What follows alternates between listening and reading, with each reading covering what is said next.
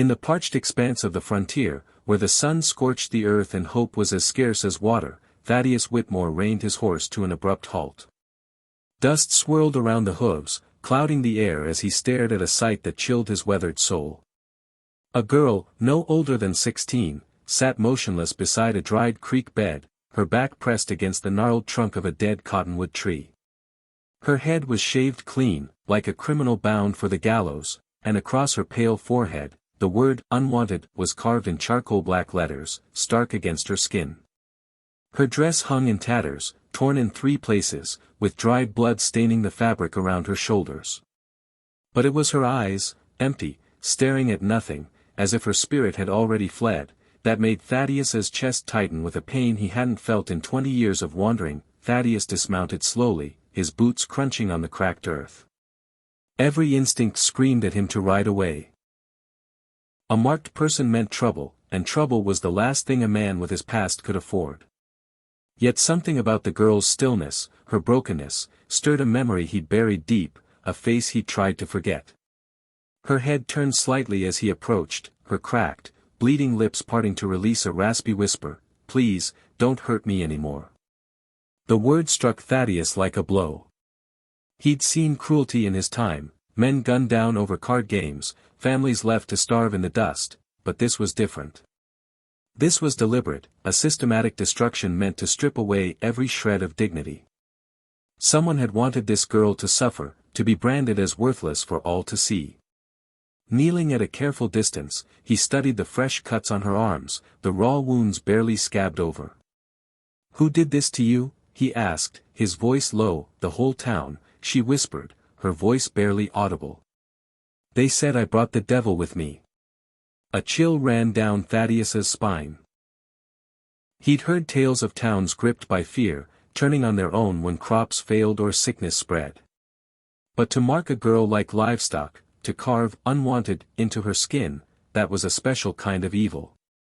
Her eyes met his for the first time, a flicker of hope sparking in their depths, and it made his stomach clench. "Are you going to take me back to them?" she asked. Before he could answer, the sound of hooves echoed across the canyon, multiple riders, moving fast. The girl's face went white, and she pressed herself harder against the tree.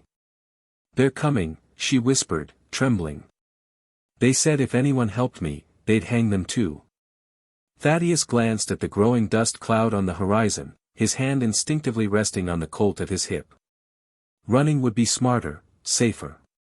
But as the thunder of hooves grew louder and the girl shook with fear, he knew he was about to make a decision that would change everything.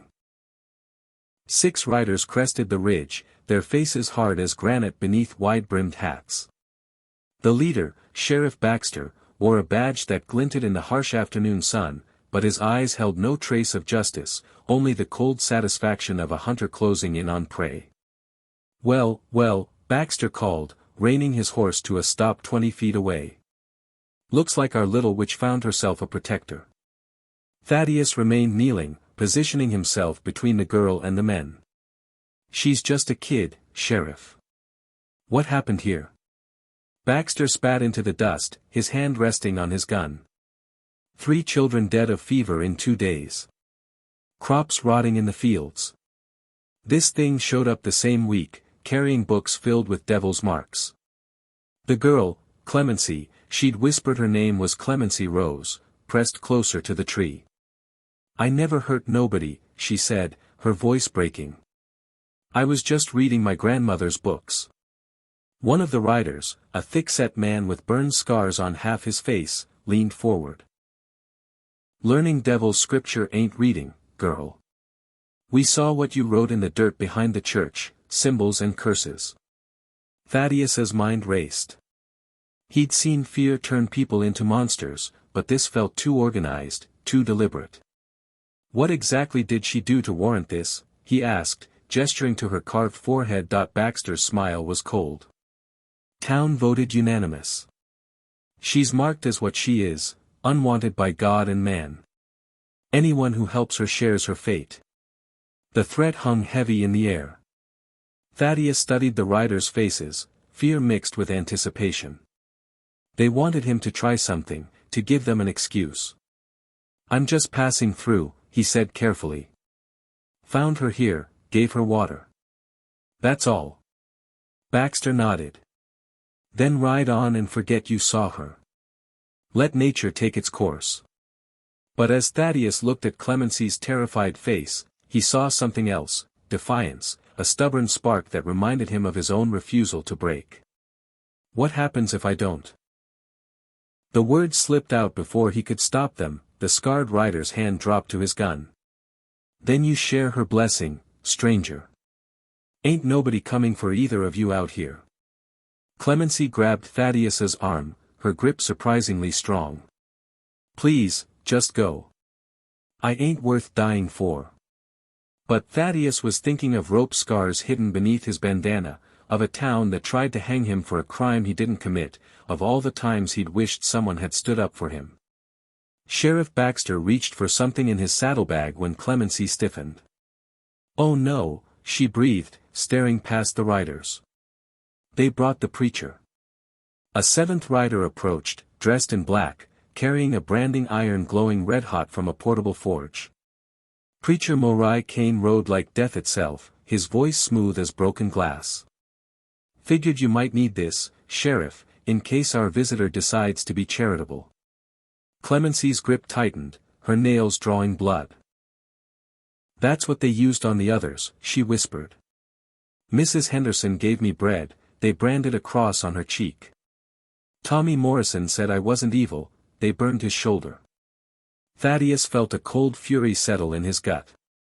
This wasn't just about Clemency, it was about a town drunk on righteousness and violence. Baxter dismounted, his boots hitting the ground with authority. Last chance, stranger. Ride out or join our congregation. The riders formed a circle, cutting off escape. Thaddeus counted 6 guns, 7 with the preacher. His colt felt heavy, useless against these odds. The real sin here, he said, standing slowly, ain't what this girl did. It's what grown men do when they're too scared to understand. Preacher Kane laughed, a sound like nails on a coffin. Spoken like a heretic. When did you last darken a church's door? The question stung.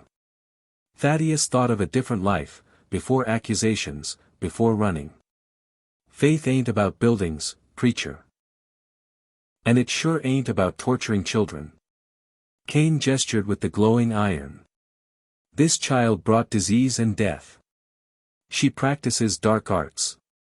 Clemency stood, legs shaking but voice strong.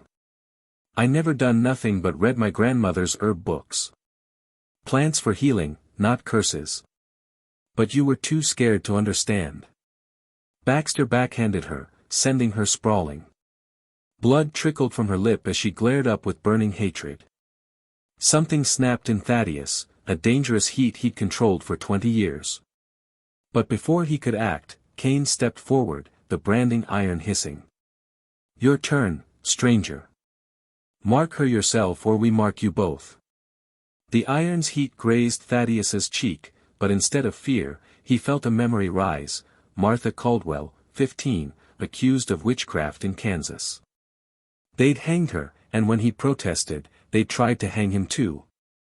I can see it in your eyes, Kane whispered. You've been here before. Clemency pleaded from the ground, just go. Nobody should die for me. But Thaddeus noticed symbols in the dirt beside her, not curses, but words, help me, not evil, mama papa dead. An orphaned girl, teaching herself to read, blamed for a town's troubles. Baxter growled, time's up, stranger. Choose. Thaddeus reached for the iron. I'll do it. Relief washed over the riders' faces. Clemency closed her eyes, tears streaming. Thank you for trying, she whispered, but instead of marking her, Thaddeus spun, pressing the red-hot iron into Kane's gun hand. The preacher's scream echoed as he collapsed, his pistol falling. Should have chosen better company, Thaddeus said, drawing his Colt and aiming at Baxter's chest. Mount up and ride out. Leave her alone. Baxter's eyes narrowed. You think 1 gun against 6 will end well? Maybe not, Thaddeus replied, but you won't live to see it. Clemency spoke up, her voice steady. His name's Thaddeus Whitmore. Used to be a lawman in Kansas before they tried to hang him for protecting an innocent girl. Thaddeus's blood ran cold. How did she know? He'd buried that name long ago. Baxter's face lit with recognition. Whitmore. Deputy who turned traitor. Killed 3 men escaping that rope. 4, Thaddeus corrected quietly. And they weren't my people anymore. The admission shifted the air. They knew who he was, a man with nothing to lose. But before anyone could act, more hooves sounded, dozens, coming fast from the north. Baxter's confidence faltered. Clemency whispered, the circuit judge. He's coming to Millfield today. But the riders who crested the ridge weren't lawmen. Leading them was Constance Millfield, her face twisted with grief. That's her, she screamed, pointing at Clemency. The devil's child who killed my baby. Constance's baby had died in the fever, and she'd brought half the town, armed and vengeful. Sarah was 6 months old, Constance shrieked. Healthy until this creature showed up with her devil's books. Clemency called out, I never hurt nobody. I was mixing remedies for the fever, not causing it. Lies. Constance screamed. We found your curses in the dirt. Those weren't curses, Clemency said, tears falling. I was practicing letters for willow bark tea to help with fevers. Thaddeus backed against the tree, shielding Clemency as the crowd closed in. His gun was useless against 20. There's something you need to know, he said, pulling a folded paper from his coat. This girl isn't the first innocent you've blamed. He unfolded territorial mining surveys. These show what's been dumped in your groundwater, mercury from Blackstone Mining Company. Deadly to children. A gunshot cracked, and pain seared Thaddeus's shoulder. Baxter's gun smoked. Clemency snatched the papers before they blew away, reading aloud, mercury poisoning. Contamination levels deadly to children and pregnant women. The crowd stilled. Constance's rage wavered. What does that mean? It means the fever wasn't natural, Clemency said. Someone's been poisoning your water. Mrs. Henderson, branded for kindness, spoke up. My husband said they've been dumping barrels in the creek at night. Another added, my cattle got sick after they expanded the mine. Clemency read on, Sheriff Baxter received $40 a month from Blackstone for compliance. The crowd turned on Baxter, who protested, the chemicals were safe. You knew, Constance whispered, betrayal replacing grief. You let us blame this child. Judge Harrison Caldwell arrived then, his robes billowing. What in God's name is happening here, he thundered, taking in the scene. Clemency handed him the documents. His face darkened as he read. Blackstone Mining. I shut them down in Colorado for this, mercury that killed 16 children. He fixed Baxter with a glare. How much did they pay you? Baxter crumbled. The crowd, realizing their betrayal, turned on him. Mrs. Henderson offered to testify, followed by others. Baxter lunged for his gun but was tackled. Judge Caldwell arrested him. What about the girl? Constance asked, ashamed. There's a school in Denver for orphans, Caldwell said. She can learn medicine formally. Clemency smiled faintly, hope in her voice. I'd like that. Caldwell turned to Thaddeus. I remember your case, Whitmore. That was a lynch mob, not justice. The territory needs men like you. 6 months later, Deputy Marshal Thaddeus Whitmore received a letter. Clemency was teaching healing arts in Denver, her scar fading, her purpose clear. Baxter was imprisoned, Blackstone shut down. Millfield's children drank clean water again. Sometimes, justice comes late, but it heals even the deepest wounds.